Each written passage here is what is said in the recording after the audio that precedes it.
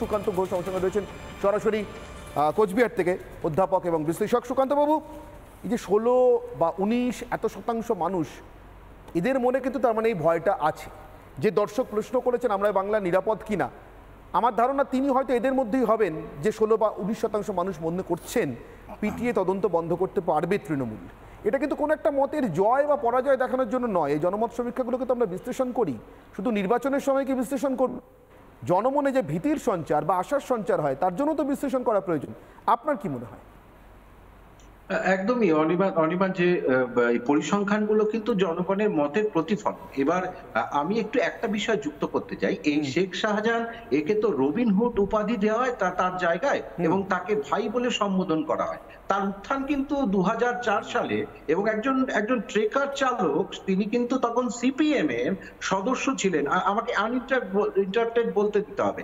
এবং তার পরবর্তীতে যে সেই উত্থানটা, তার মুসলিম শেখ যে তার দাদা না, তার কাকু, তাকে সরিয়ে যখন মসনদে পুরোটা দখল করা, সেটা 2013 সাল তৃণমূলে যুক্ত হওয়া জ্যোতির্ময় মল্লিকের সাথে, বা তখন মুকুল বাবুর তত্ত্বাবধানে তিনি কাজ করেছেন। এবার একজন ট্রেকার চালক, তিনি যখন ত্রাস হয়ে উঠবেন, এবং যে লক্ষণ শেঠ, যাদের ভয়ে একসময় এই পশ্চিমবঙ্গে কত রক্তপাত হয়েছিল, কত কঙ্কাল পাওয়া গিয়েছিল, একই ধরনের তৃণমূল কংগ্রেস সেই রাস্তায় হাঁটছে।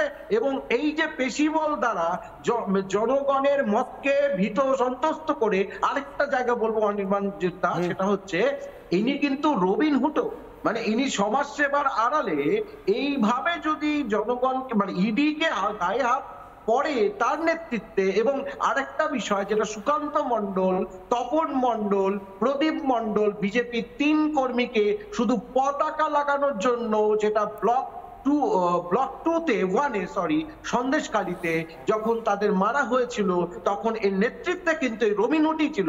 তাহলে তাকে জনগণ ঠিক বুঝতে পারবে যে এই রবিনহুড, যাকে এক সময় সিপিএম আশ্রয় দিয়েছিল, তারই কিন্তু তৃণমূল কংগ্রেস আশ্রয় দিচ্ছে।